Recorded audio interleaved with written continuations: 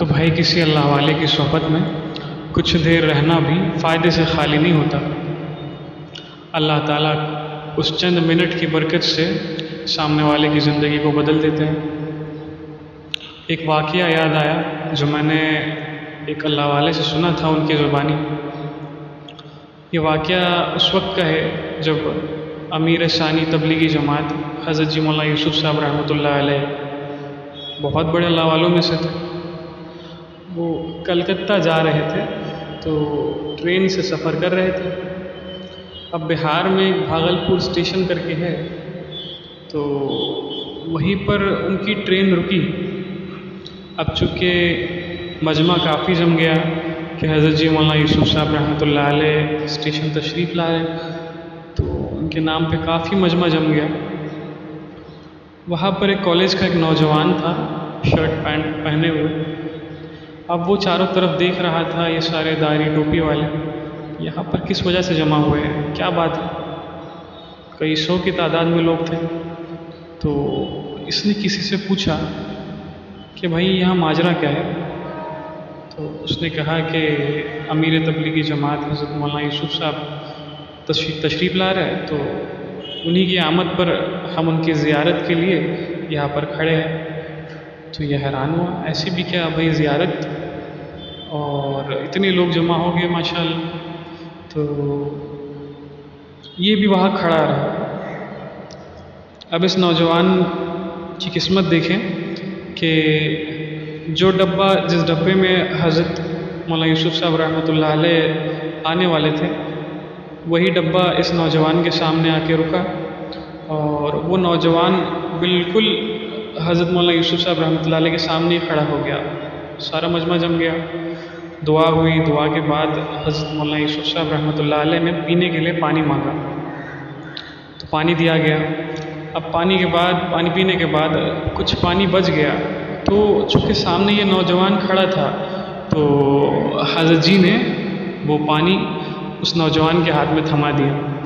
اب یہ تو بیچارہ جانتا نہیں تھا آداب کو اور ساری چیزوں کو، تو یہ پیچھے ہو کر وہ پانی پھینکنے کے لیے لگا، تو پیچھے سے کسی نے کہا کہ بھائی پھینکو نہیں، اس کو پی جاؤ۔ تو وہ حیران ہوا اور پھر پی گیا۔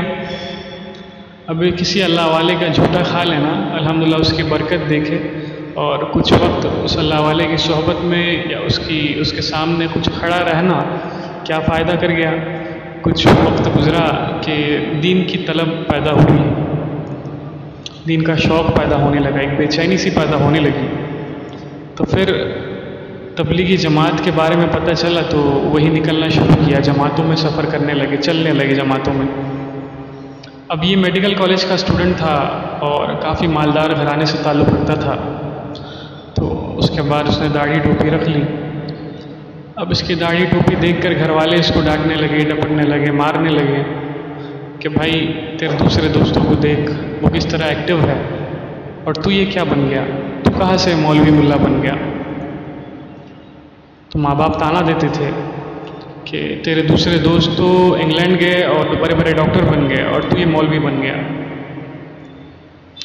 بہت تنگ آ کر اس نے اپنا گھر چھوڑنے کا ارادہ کیا اور ایک خط لکھا کہ مجھے تلاش نہ کیا جائے، اور یہ خط لکھ کر چھوڑ گیا، اور جو کچھ تھا اسے لے کر گھر سے نکلا، پیدل سفر کیا کئی میل دور کا۔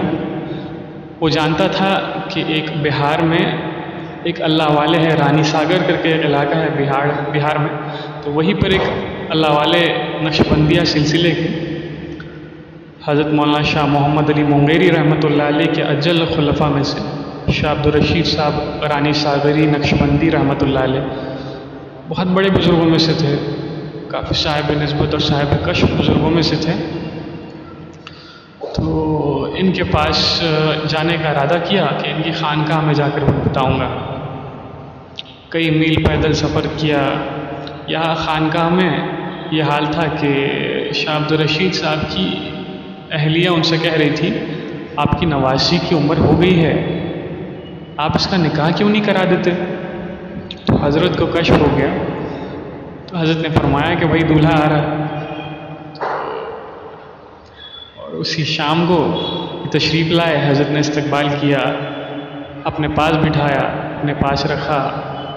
کچھ دنوں کے بعد اپنے نواسی سے اس کا نکاح کرایا، اور 1 سال کی مختصر سی صحبت اس کو ان شیخ کی حاصل رہی، اور اس 1 سال کی برکت الحمدللہ یہ ہوئی کہ 1 سال کے بعد شیخ نے انتقال سے پہلے انہیں خلافت و اجازت سے نوازا اور اپنی جانشینی انہیں عطا کی۔